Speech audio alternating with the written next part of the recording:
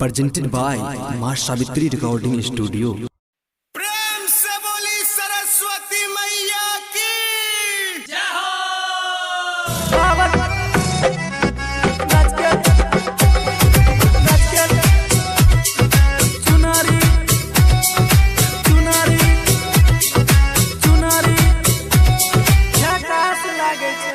कके हंस के सवारी ले सरस्वती माई सब करे लागल बिना वाली के पूजाई।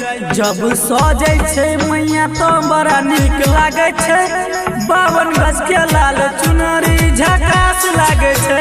52 गज के लाल चुनरी झकास लागे छे।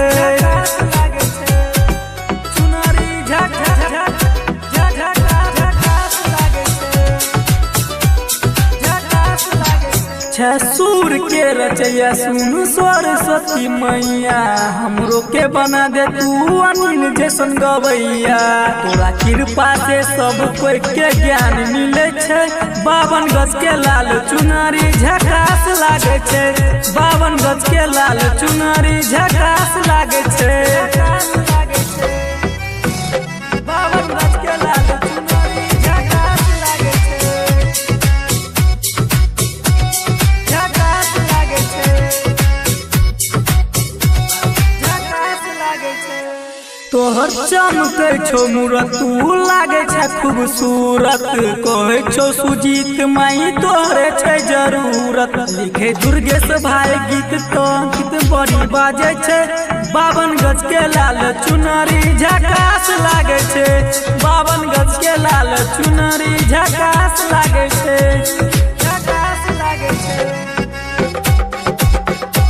52 गज के लाल चुनरी झकास लागे छे। झकास लागे छे। झकास लागे छे। कके हंस के सवारी एले सरस्वती माई सब करे लागल बिना वाली के पूजाई।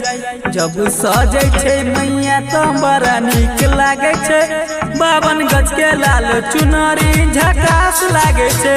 52 गज के लाल चुनरी झकास लागे छे।